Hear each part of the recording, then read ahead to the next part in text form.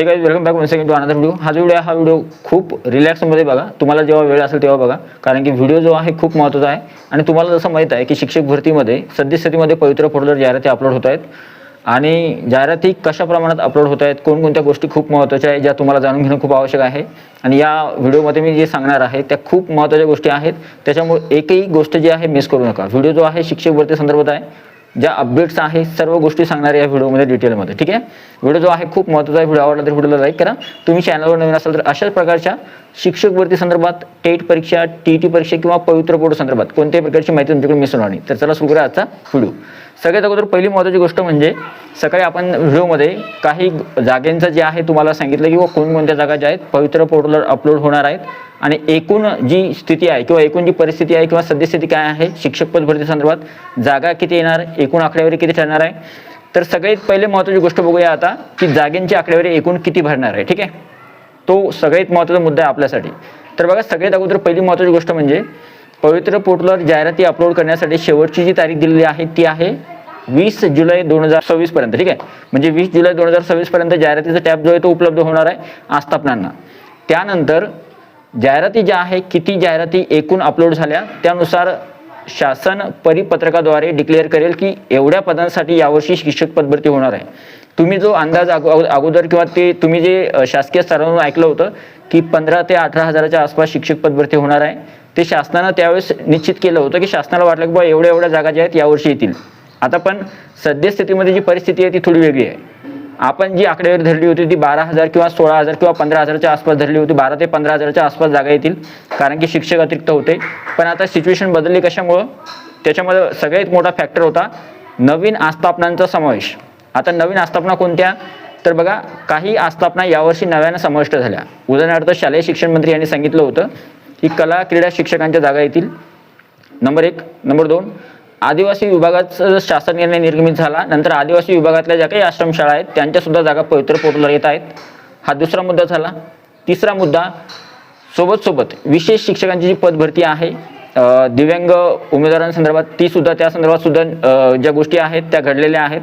तिसरी महत्त्वाची गोष्ट, अध्यापक विद्यालय जो आहे त्याच्या थोड्याफार प्रमाणात ज्या अपडेट येतात त्यानुसार।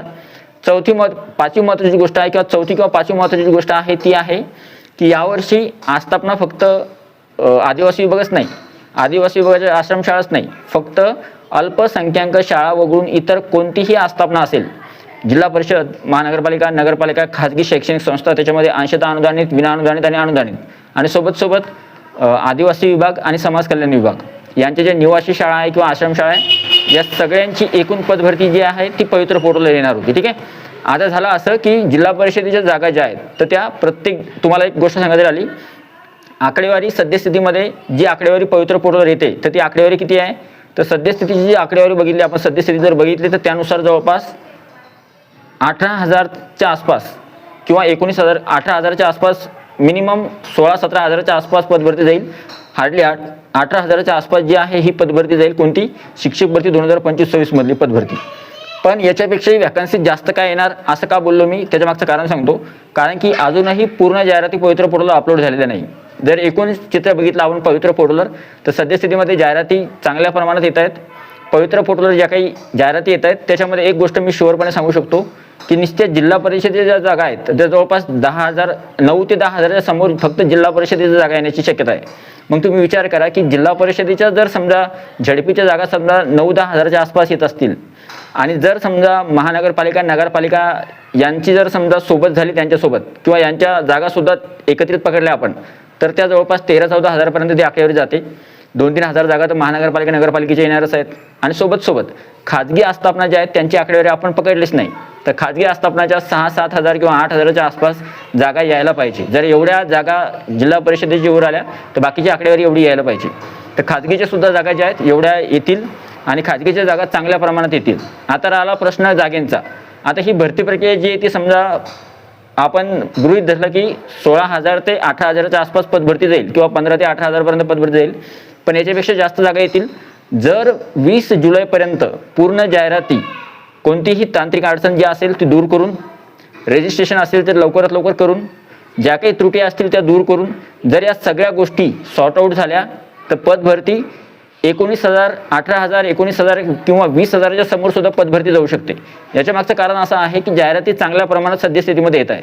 पण जर समजा जाहिराती आता आपण असं म्हणतो की बुवा 20 नाही 25,000ची जरी पदभरती झाली तरी सुद्धा आपल्यासाठी ते चांगलंच आहे, प्रत्येक अभियोजकासाठी ते चांगलं आहे.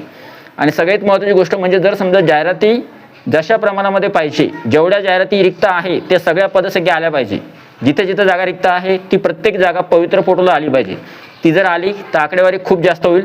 पण जर समजा जाहिराती पूर्णपणे आल्या नाही, म्हणजे काही जाहिराती जर समजा काही कारणास्तव त्यांना जाहिरात देताना आली, ती डिसअप्रूव्ह झाली किंवा रिजेक्ट झाली किंवा रजिस्ट्रेशन नाही केलं किंवा तांत्रिक बिघाड होता, तर मात्र जागेंची आकडेवारी कमी होऊ शकते. ठीक आहे.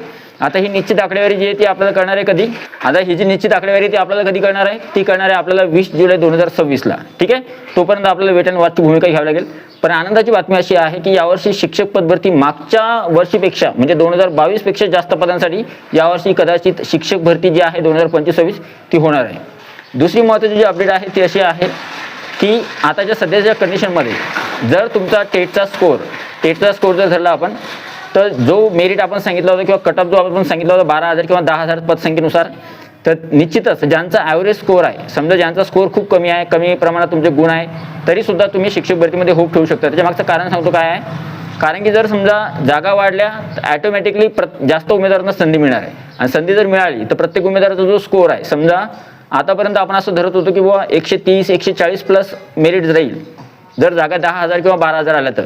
पण जागेचं चित्र आता बदललं आहे. जागा जवळपास 16 ते 18,000च्या आसपास जरी आल्या तरी सुद्धा मेरिट जो आहे खूप खाली येणार आहे. म्हणजे जवळपास 115, 120, 125 वाला उमेदवार जो आहे तो सुद्धा शिक्षक भरतीमध्ये आरामशीर कोणत्या ना कोणत्या ठिकाणी महाराष्ट्रामध्ये इतरत्र लागू शकतो. आता सगळ्यात महत्त्वाचं पॉईंट तुम्हाला या व्हिडिओमध्ये मी या गोष्टी सांगायच्या होत्या मला की बुवा जागांच्या संदर्भात काय चित्र होतं. दुसरी महत्त्वाची गोष्ट की अपडेट काय होती ती सांगितली मी तुम्हाला की कशा प्रकारे या मेरिटवर परिणाम होणार आहे यावर्षी. आणि मेरिट साहजिकच खाली येणार आहे. आतापर्यंत आपण म्हणत होतो की बुवा जागा वाढल्या तर जागा किती वाढत आहेत, काय वाढत आहेत आपल्याला हे कळत नव्हतं. पण जागा निश्चितपणे वाढणार आहे. त्याच्या मागचं कारण सांगतो. अजूनही काही जाहिराती पवित्र पोर्टलवर येत आहेत. म्हणजे असं नाही की जाहिरातींची संख्या किंवा जाहिराती येणं बंद झाल्या, जाहिराती अजूनही येत आहेत.